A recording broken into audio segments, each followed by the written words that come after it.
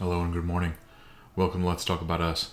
I'm Zach, and today we are covering some news that the right did not want you to hear, either because they weren't interested in it, didn't align with the message they're trying to put out, or it was just nothing. We'll see. We're using Associated Press. They have 2 lean left ratings as well as a center rating, 2 high factuality ratings, and are independently owned. Fourth mass coral bleaching prompts UN emergency sessions at Columbia Biodiversity Summit. By Stephen Grattan, updated yesterday. The United Nations scientists and government made an urgent call Wednesday for increased funding to protect coral reefs under threat of extinction. Research this year shows that 77% of the world's reefs are affected by bleaching, mainly due to warming ocean waters amid human-caused climate change. It's the largest and 4th mass global bleaching on record and is impacting both hemispheres, United Nations Capital Development Fund said. The findings prompted a UN special emergency session typically called to address escalating conflicts or natural disasters on corals to be convened on sidelines of the UN Biodiversity Summit, known as COP16, nearing its end after 2 weeks in Cali, Colombia. Coral reefs are vital ecosystems that support over 25% of marine life and nearly 1 billion people, many relying on reefs for food security, coastal protection, and livelihoods, the UN Development Fund said. After the emergency session, the governments of New Zealand, the United Kingdom, Germany, and France made new pledges totaling around $30 million to the UN Fund for Coral Reefs, established in 2020. By 2030, the fund seeks to leverage up to $3 billion in public and private finance to support coral reef conservation efforts. Around $225 million has been raised to date. Protecting our ocean and its precious habitats is fundamental to life on Earth, said UK Minister for Nature Mary Cree. But without urgent action, the world's coral reefs face extinction from global heating, acidification, disease, and pollution, a vital ecosystem lost within our lifetime. Next year, a UN Ocean Conference will take place in Nice, France, when countries are being urged beforehand to pledge more to the UN Global Fund for Coral Reefs with the aim of mobilizing an additional $150 million in donations by the conference. In 2024, climate change and other human impacts triggered the 4th mass coral reef bleaching event, the most extensive and devastating on record, said Peter Thompson, the UN Secretary General's special envoy for the ocean. With the window to protect these ecosystems closing rapidly, world leaders must act now. I know this is serious, but it is kind of funny to me that the UN has essentially a person who is the Lorax, but for the ocean. He speaks for the waters. We must secure a sustainable future for coral reefs and the countless lives that rely on them before it's too late, Thompson said. A change in water temperature can cause coral to drive out algae that provides nutrition, lose its color, and become stressed. Coral may bleach for other reasons, such as extremely low tides, pollution, or too much sunlight. In the world's largest coral reef ecosystem, Australia's Great Barrier Reef, bleaching affected 90% of the coral assessed in 2022. The Florida Coral Reef, the 3rd largest, experienced significant bleaching last year. The first mass bleaching happened in 1998.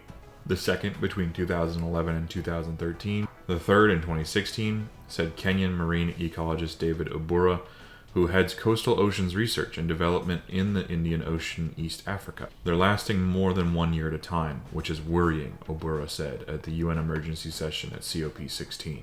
The Associated Press's climate and environmental coverage receives financial support from multiple private foundations. AP is solely responsible for all content. Find AP standards for working with philanthropies, a list of supporters, and funded coverage areas at ap.org. Alright, that's the end of the article. I actually have a bit of a longer video for you today. This is from PBS. They posted this 6 months ago, and we're going to learn right along like a Mr. Rogers episode. So, let's have some fun. The temperatures of the world's oceans are quite literally off the charts. That orange line, that is last year's reading. The red line at the very top, that's this year's temperature readings. One of the most severe consequences. How much of a... Let's see. Temperature... right in between 68.9 and 69.8. So even last year, like we had a high, So last year you're telling me it almost hit a 7-degree total water temperature. Okay. Temperature readings. One of the most severe consequences of these warming falls on the world's coral reefs, which nearly a quarter of all ocean species rely on. According to NOAA, the National Oceanic and Atmospheric Administration, scientists issued a warning due to record-breaking temperatures in 2023, which accelerated the speed of the second largest mass bleaching event across the Atlantic, Pacific, and Indian Oceans. For more on the global situation and what's at stake, we are joined by Julia Baum. She's a marine ecologist and coral reefs researcher and a professor at the University of Victoria in Canada. Julia Baum, thank you so much for being here. So NOAA just issued this report showing this widespread bleaching, which is a sign of distress in corals. We have seen reports over the years of declining health in corals. So how do you put what's happening now in the context of what we've seen before? What we're seeing now is the fourth global coral bleaching event, as you said, and it's alarming and likely catastrophic. And what's particularly alarming about it is that in the past, these bleaching events occurred, a sufficient amount of time apart that coral reefs had sufficient time to recover in between them. Time to heal. But now we're seeing these global coral bleaching events occur two within the past decade. So there was a mega event during the 2015-2016 El Nino that devastated coral reefs right around the world, including mass bleaching and mortality on the Great Barrier Reef and in many, many other locations. And coral reefs take many years to recover. So 10, 20, 30, 40 years to recover. So now to see another bleaching event that is very, very intense and widespread happening just 8 years later is extremely worrying. So I mentioned briefly coral's importance in the ocean ecosystem. I mean, we love them because they're not just what we see in Jacques Cousteau and David Attenborough documentaries. They are that, but there are also many other things. Can you sort of remind us of their importance? Absolutely. So I'm a marine ecologist, so of course I think about all of the wildlife that lives on coral reefs, and you already mentioned that a quarter of the world's diversity, different species of animals in the ocean live on coral reefs, which is completely astounding when you think about the fact that coral reefs cover less than 0.1% of the surface area of the world's oceans. But coral reefs are also extraordinarily important to people. So they are worth hundreds of billions of dollars every year. And that's through things like tourism, recreation, all of the coastal protection that they provide. So when we risk losing a huge proportion of the world's coral reefs, we're actually at risk of losing all sorts of other things that are vitally important to many, many people around the planet, especially those who live really close to coral reefs and rely upon them for either their sustenance or their livelihoods. When you look at the drivers of this warming ocean, climate change, El Nino, perhaps some other factors, what does your research indicate is most complicit in this problem? Right. Well, it's climate change. So this is without a doubt driven by human-caused climate change. And so I want to link El Nino to that. Under climate change, El Ninos are now supercharged. And that means that they are occurring more frequently. They are at a greater intensity. So the magnitude of the heat stress that they unleash is a lot bigger.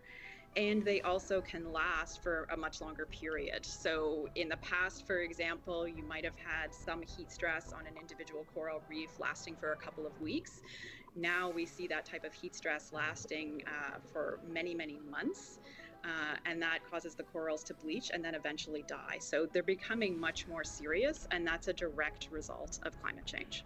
We have seen over the past year all of these efforts to try to preserve the corals, pull them out of warmer oceans and store them in cooler tanks on land, sometimes cryopreserve these corals.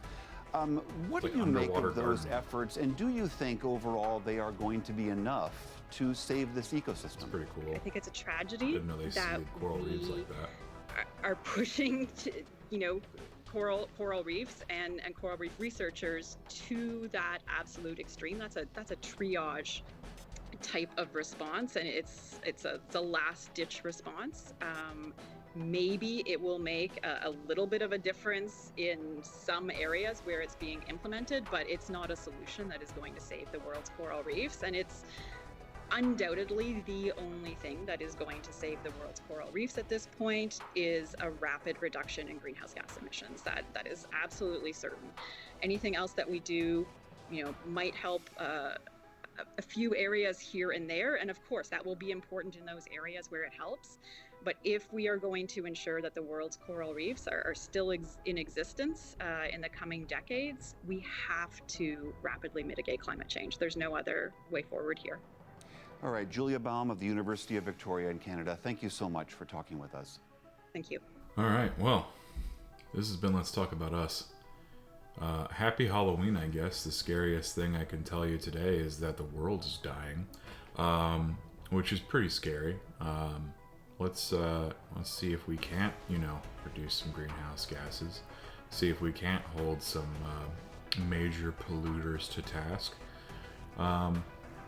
Other than that, that's all I got for you. So, you all have a happy Thursday, and I'll see you tomorrow.